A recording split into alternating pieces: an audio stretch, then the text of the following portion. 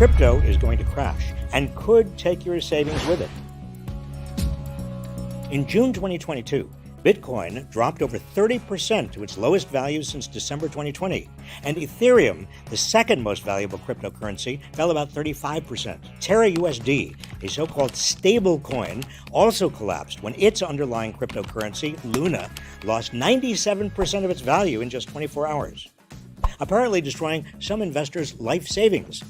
The implosion helped trigger a crypto meltdown that erased $300 billion in value across the market. As cryptocurrency prices plummeted, Celsius Network, an experimental cryptocurrency lender, announced it was freezing withdrawals due to extreme market conditions. Now, these crypto crashes and freezes have fueled worries that the complex crypto banking and lending system is on the brink of ruin. But this crash shouldn't surprise anyone familiar with the industry, or anyone who remembers the financial crashes of 1929 and 2008. Let me explain. In the murky world of crypto decentralized finance, known as DeFi, it's hard to understand who provides money for loans, where the money flows, or how easy it is to trigger currency meltdowns. There are no standards for issues of custody, risk management, or capital reserves. There are no transparency requirements.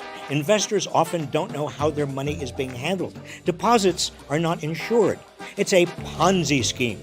Like all Ponzi schemes, getting rich depends on how many other investors follow you into it, until somebody's left holding the worthless crypto coin.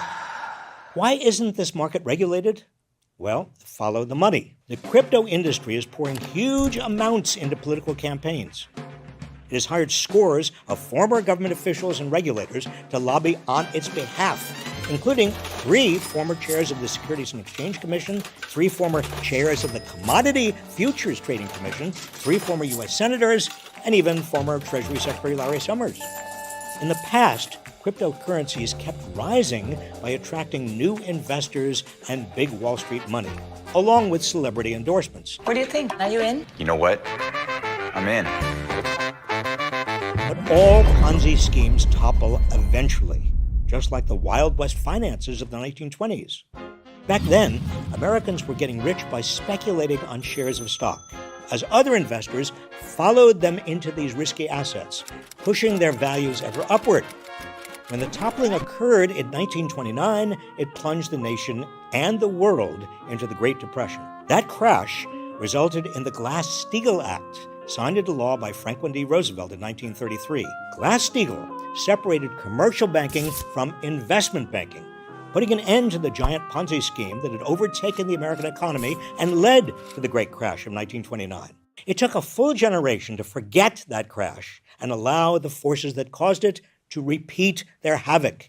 By the mid-1980s, as the stock market soared, speculators noticed they could make even more money if they gambled with other people's money, as speculators did in the 1920s. They pushed Congress to deregulate Wall Street, arguing that the United States financial sector would otherwise lose its competitive standing internationally. The final blow was in 1999, when the Clinton administration succumbed to intensive lobbying and ditched what remained of Glass-Steagall. With its repeal, American finance once again became a betting parlor.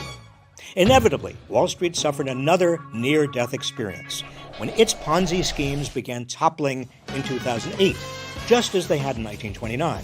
While the U.S. government bailed out the biggest banks and financial institutions, millions of Americans lost their jobs, their savings, and their homes.